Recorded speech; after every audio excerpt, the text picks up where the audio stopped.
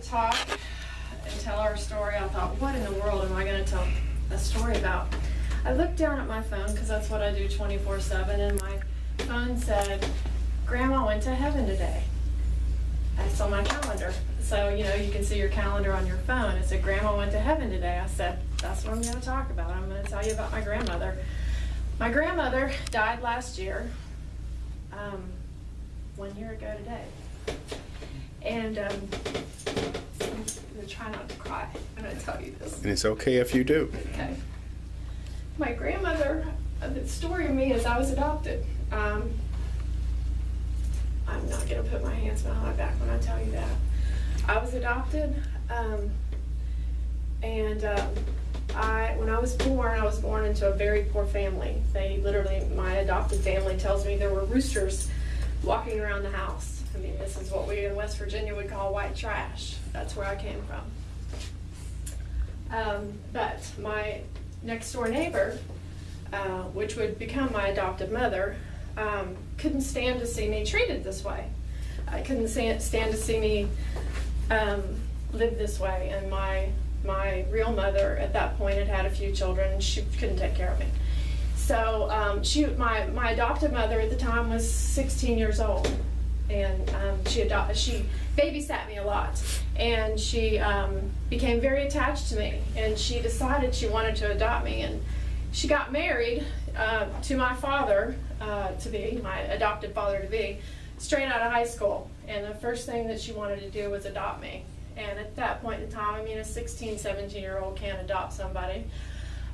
So my adopted mother-to-be went to my grandparents, and my grandparents fell in love with me too. They spent a lot of time with me, and they said, we're going to help you. So they put up the money, and they signed their name on the dotted line and said, we want to make this happen. So anyway, they brought me into their family, and since then I've been a part of this family, and it completely changed my life. I have everything I am today is because of that family.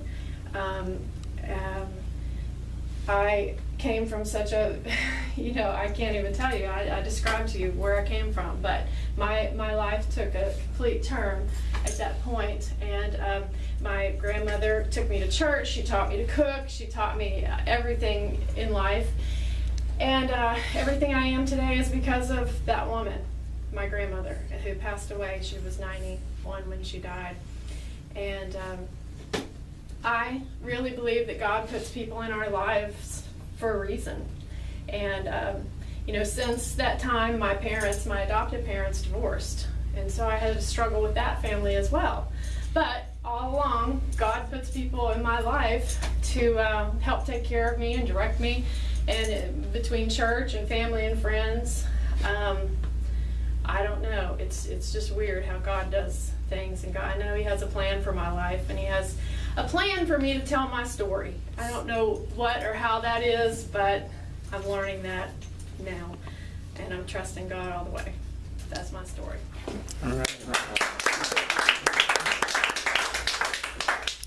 I just want to tell you that that is probably the hardest speech that you'll ever have to give.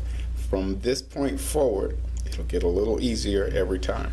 Take this video when I send it to you and make sure that you refine and that you continue to improve based on the things that we learned. But you proved just now that all the things you've been telling me for the last year are not necessarily true. You don't, as you put it, suck at it.